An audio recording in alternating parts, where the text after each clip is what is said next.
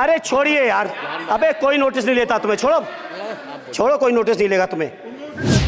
मैं कहना चाहता हूं चुनौती के साथ, वित्त मंत्री अपने जवाब में बता दें, अनुसूचित जनजाति का एक भी व्यक्ति देश में अरबपति हो तो बता दो, एक भी अरबपति हो तो बता दो, एक भी दलित को अरबपति आपने बना दिया हो तो बता दो, एक भी पिछड़े को बना दिया हो तो बता दो। आप जवाब में दे देना, आप डेटा दे देना, आप डेटा दे देना, हमारी दबाव नहीं रुकेगी। सभापति महोदय, आप राष्ट्रभक्त हैं ना, सीमा पे जो सुरक्षा कर रहे हैं, जो शहादत झेल रहे हैं, मेरी मांग है कि आप उनकी ओपीएस दीजिए। अरे वित्त मंत्री जी, उत्तर प्रदेश से आते हो, इतना भी हक नहीं कि पूरे बजट भाषण में एक बार उत्तर प्रदेश का नाम आ जाता। इतना अयोध्या से नफरत हो गई, अयोध्या से अवधेश जी क्या जीत गए, आप लोगों को इतनी नफरत हो गई कि एक भी उत्तर प्रदेश का एक बार भी नाम नहीं आया। सभापति महोदय, हाँ, आज आप ही ने तो पेश किया बजट, आप ही तो साइन किए हो, निर्मला जी ने तो किया नहीं होगा, आप ही ने किया होगा। सभापति जी, सबसे पहले सद्य नेताजी को मैं नमन करना चाहता हूं, जिन्होंने अपने संघर्ष, अपनी हिम्मत, साहस और अपने पूरे जीवन की तपस्या समाज के उत्थान के लिए, देश और उत्तर प्रदेश की तरक्की के लिए और समाज के हर व्यक्ति की तरक्की और खुशहाली के लिए उन्होंने जो अपना पूरा जीवन समर्पित किया है, सबसे पहले मैं आपके माध्यम से उनको नमन करना चाहता हूँ। माननीय सभापति महोदय, सद्य नेताजी ने हम लोगों को अपने समाजवादी विरासत में इंसाफ और इंसानियत, न्याय और हक की लड़ाई करना सिखाया है। उस लड़ाई को हम लोग बखूबी अपने नेता आदरणीय अखिलेश यादव जी के नेतृत्व में शानदार तरीके से उस विरासत को न केवल लड़ रहे हैं, बल्कि नेताजी के हर सपने को पूरा करने तक हम लोग चुप बैठने वाले नहीं हैं। सभापति महोदय, बजट एक व्यापक विषय है और जब इस विषय के बारे में सोचते हैं तो समझ में नहीं आ रहा कि कहां से शुरू करें, क्योंकि देश में आज कोई वर्ग नहीं बचा है। कुछ चुनिंदा उद्योगपतियों के बारे में बात नहीं करूंगा, लेकिन देश के 140 करोड़ लोगों में से कम 95% लोग ऐसे हैं जो आज पूरी तरह से बर्बाद है। एनडीए की यह सरकार 11वां बजट पेश कर रही है, लेकिन इस 11वें बजट के बावजूद अगर मैं देखता हूं तो समाज की जो गरीबों के लिए सबसे ज्यादा जरूरी चीजें हैं, स्वास्थ्य का है तो स्वास्थ्य 2023 और 24 में बजट घटा दिया है। किसानों का बजट जहां यूपीए के सरकार के समय 2014 तक 5.5 था, वहीं 24 आते आते ये 3.15 रह गया है। शिक्षा का बजट जहां 2013 में 4.77 था, आज 23-24 आते आते ये 2.5% रह गया है। इसी तरह से जितनी भी जरूरी चीजें हैं, सभापति महोदय, मुझे कहने में कोई संकोच नहीं, ये जो बीजेपी की एनडीए की सरकार है, ये सरकार पूरी तरह से गरीब विरोधी, किसान विरोधी, नौजवान विरोधी, बुनकर विरोधी, छात्र विरोधी, दलित विरोधी, पिछड़ा विरोधी, मजदूर विरोधी, जितनी भी अगर उपाधियां दी जाएंगी सभापति महोदय वो कम है। और मैं कोई राजनीतिक भाषण नहीं दे रहा हूं, मैं उदाहरण सहित आपको जब नंबर आए तो बोल देना, और हमें पता है आपका नंबर भी नहीं आएगा आपकी पार्टी में, यह भी पता है हमें। सभापति महोदय, श्रद्धेय नेताजी ने हमेशा कहा है कि चुनाव में या जनता के बीच किया हुआ वादा अगर आप पूरा नहीं करते हैं तो वो भी एक सबसे बड़ा भ्रष्टाचार है, और उस भ्रष्टाचार में अगर किसी ने वर्ल्ड रिकॉर्ड बनाया है तो बीजेपी की और एनडीए की सरकार ने बनाया है। सभापति महोदय, 2014 के चुनाव के समय प्रधानमंत्री जी ने वादे किए कि 2 करोड़ रोजगार हर साल मिलेंगे। स्वामीनाथन जी, जिनको भारत रत्न दिया है, सरकार को मैं धन्यवाद देता हूं, लेकिन वो धन्यवाद अधूरा है जब तक उनकी सिफारिशों को नहीं मानते हो। 2007-8 से लगातार मांग चल रही है देश में कि स्वामीनाथन जी की जो सिफारिश है किसानों को 1.5 गुना समर्थन मूल्य देने का, एमएसपी की गारंटी देने का, कानूनी हक और अधिकार देने का, उस गारंटी को आज तक नहीं माना, आज तक नहीं माना, आज तक नहीं माना। स्वामीनाथन जी को आज तक नहीं माना। अध्यक्ष जी, डिस्टर्ब ना करिए। सभापति महोदय, मेरा टाइम इसमें काउंट नहीं होगा। आप इधर, अरे यार, बेईमानी से जीता है तो ज्यादा ना बोलो, मालूम है कितने बड़े तीरंदाज हो। इधर बेईमानो, बेईमानो, बेईमानो, बेईमानो, बेईमान हो। चलो, स्वामीनाथन जी की आपने नहीं मानी, एमएसपी आपने लागू नहीं की। कितनी बढ़िया बातें कि खाद पे हम सब्सिडी बढ़ा रहे हैं, पहले 50 किलो को 45 किलो, फिर 45 किलो को 40 किलो, और मुझे लगता है कि एक तीसरा कार्यकाल पूरे होते होते केवल 10 ही किलो बचेगा खाद के कट्टे में, इससे ज्यादा नहीं बचेगा। मंडी एक नहीं बनाई, आत्महत्या इतनी कर रहे हैं किसान। और किसान अगर अपनी एमएसपी की मांग करते हैं, हजारों किसान यही दिल्ली की सीमा पर मारे जाते हैं, और आप सोचते हो कि आपकी बात को कोई समझेगा नहीं। सभापति महोदय, नौजवानों को कितना गुमराह किया गया। नौजवानों से कह दिया गया हर साल 2 करोड़ रोजगार। मैं आज सवाल पूछता हूं अपने नौजवानों की ओर से, बताएं भारतीय जनता पार्टी के लोग, सरकार में बैठे लोग, 10 साल आपने राज कर लिया है, आखिर 20 करोड़ नौजवानों को रोजगार कहां है? अरे छोड़िए यार, अबे कोई नोटिस नहीं लेता तुम्हें, छोड़ो कोई नोटिस नहीं लेगा तुम्हें। 20 करोड़ नौजवान के रोजगार का हिसाब कहां है? आज 11वें बजट में जब याद आई तो वो भी ट्रेनिंग की बात करते हो। मैं कहना चाहता हूं आईआईएम, आईआईटी के नौजवानों को रोजगार नहीं दे पा रहे हो। आप सोच रहे हो इंटर्नशिप के इस छोटे से सुगूफे से नौजवान खुश होंगे? देश के नौजवान खुश होने वाले नहीं है।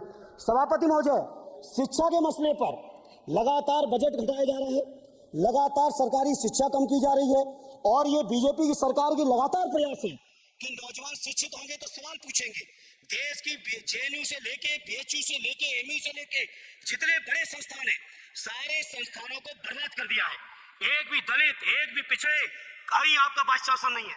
लगातार जितने भी आपके professor, associate professor, assistant professor की नियुक्तियों में आरएसएस का जब तक कोई फंडामेंटल कोर्स नहीं करेगा, बेसिक कोर्स, तब तक उसकी नियुक्ति नहीं होगी। आप क्या सोच रहे हो देश नहीं देख रहा है नौजवान?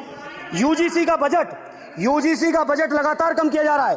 मेरा खुला आरोप है इस सरकार पर कि ये सरकार शिक्षा को प्राइवेट करके, शिक्षा को मुट्ठी भर उद्योगपतियों के हाथों में देके, शिक्षा को चुनिंदा लोगों के हाथ में देके, देश के 140 करोड़, जिसमें मैं समझता हूं 90% लोग गरीब हैं, उन गरीबों के हाथों से शिक्षा को छीनने का ये जो आपकी सरकार षड्यंत्र कर रही है, इसके लिए हम लोग इस मौके पे विरोध करते हैं। लगातार फीस बढ़ा रहे हैं, शिक्षकों की कमी है, रोजगार आप दे नहीं पा रहे हो, सामाजिक असमानता।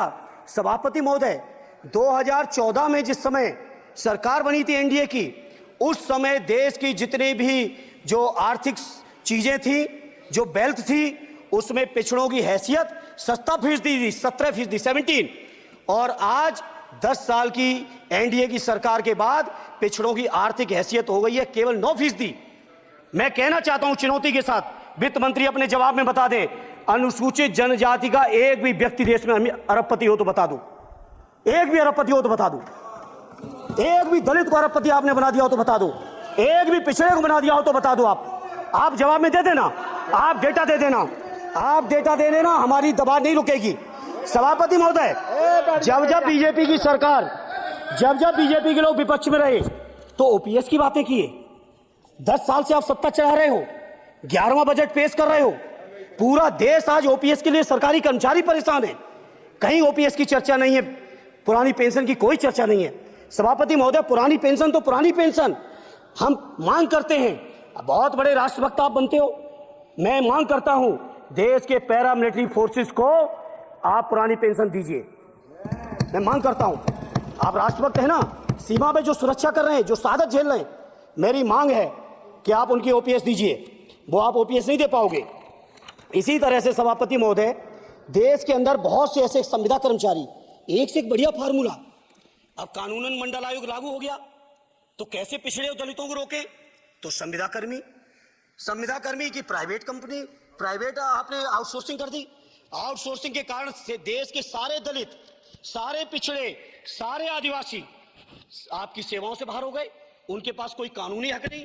तो ये जो आरक्षण को खत्म करने के तरह तरह के जो आप लोग षड्यंत्र अपना रहे हो, इस षड्यंत्रों को देश का जनमानस पूरी तरह से जान भी चुका है, पहचान भी चुका है, और इसीलिए उत्तर प्रदेश से तो आपको कर ही दिया है बाहर, देश से भी बाहर जल्दी करेंगे, और हमारे साथी मिलकर दूसरे प्रांतों से भी बाहर करेंगे। इसी तरह सभापति महोदय, हम मांग करते हैं, आप सोचिए उत्तर प्रदेश अकेले के अंदर, देश के हालात मुझे नहीं पता और बदतर होंगे, अकेले उत्तर प्रदेश में 1000 से ज्यादा शिक्षा मित्र आत्महत्या कर चुके। सभापति महोदय, कोई सरकार के कान पे जू नहीं रह रही है, किसान आत्महत्या कर रहे हैं, इन्हें कोई मतलब नहीं। अनुदेशकों को तनख्वाह नहीं मिल रही है समय से, कोई मतलब नहीं। आंगनबाड़ी महिलाएं परेशान हैं, इनको कोई मतलब नहीं। सभापति महोदय, आपकी आशा बहुएं, आपकी ये जो रसोईया महिलाएं, आपकी आंगनबाड़ी, पंचायत सहायक, रोजगार सेवक, मैं समझता हूं सभापति महोदय यहां बैठे हर सदस्य के पास इनके क्षेत्रों का ये डेलीगेशन जरूर मिलता होगा और मांग करता होगा कि कम से कम हमारा मानदेय बढ़ाया जाए, हमें स्थायी किया जाए। सभापति महोदय, इसके लिए सभापति महोदय मेरी पार्टी के किसी भी मेंबर से हम नंबर कम कर लेंगे, टाइम, मेरा टाइम बढ़ा दीजिए, बढ़ा दीजिए, कोई भी मेंबर हमारे लिए दे देंगे टाइम। हम लोग देते। इसलिए सभापति महोदय, इन सभी समस्याओं के इसलिए मैं आपसे कहना चाहता हूं कि इनका समाधान करिए, और नहीं समाधान करेंगे तो अभी तो बैसाखी पे बन गए, बिहार और आंध्रा को पैकेज देखे फिर देश में कितने राज्यों को पैकेज दे पाओगे। अरे वित्त मंत्री जी, उत्तर प्रदेश से आते हो, इतना भी हक नहीं कि पूरे बजट भाषण में एक बार उत्तर प्रदेश का नाम आ जाता। इतना अयोध्या से नफरत हो गई, अयोध्या से अवधेश जी क्या जीत गए, आप लोगों को इतनी नफरत हो गई कि एक भी उत्तर प्रदेश का एक बार भी नाम नहीं आया। सभापति महोदय, इसे मैं आज इस मौके पर सभापति महोदय देश के गरीबों, किसानों, नौजवानों, व्यापारियों, बुनकरों सभी की ओर से कहना चाहता हूं, ये बजट देश विरोधी बजट है। कुछ समस्याओं के लिए सभापति महोदय संवेदनशीलता के साथ मैं कहूंगा सरकार को विचार करना चाहिए। श्रद्धेय नेताजी जब रक्षा मंत्री थे, उन्होंने व्यवस्था दी थी कि देश के अंदर जो भी सैनिक शहीद हुए हैं उनको ससम्मान उनके घरों पे जाके राष्ट्रीय सम्मान के साथ उनकी अंत्येष्टि हो। मैं उन्हीं की परंपरा को आगे बढ़ाते हुए एक और मांग करता हूं सभापति महोदय कि जो हमारे शहीद जिनकी अंत्येष्टि स्थल जहां कहीं भी बना हो, जिस भी परंपरा से बना हो, अरे आपको कुछ नहीं पता है, अरे यही तुम्हारे सैनिकों के लिए, यही तुम्हारा भाव है। सभापति महोदय,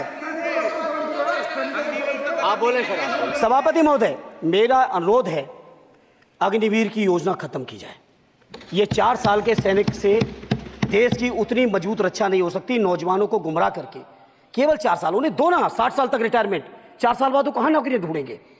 इसे मेरी मांग है अग्निवीर की योजना खत्म की जाए। साथ ही साथ मेरी एक मांग और है कि जो शहीदों की शहादत स्थल है उसको शहीद स्थल के तौर पर डेवलप करने के लिए केंद्र सरकार को अतिरिक्त बजट देना चाहिए। मैं नहीं समझता हूं इसमें किसी को कोई दिक्कत होनी चाहिए।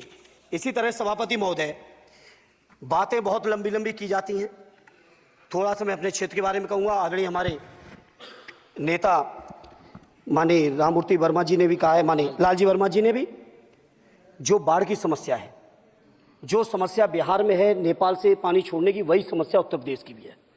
और विशेषकर पूर्वी उत्तर प्रदेश में अगर आप चलिए तो खीरी से शुरू करेंगे, पीलीभीत, खीरी से लेके पूरा आप चले जाइए और एकदम कुशीनगर बॉर्डर तक, बिहार बॉर्डर तक पूरी की पूरी समस्या है। घाघरा जब आती है तो मैं समझता हूं इन जिलों के लाखों लोगों को तहस नहस करके चली जाती है।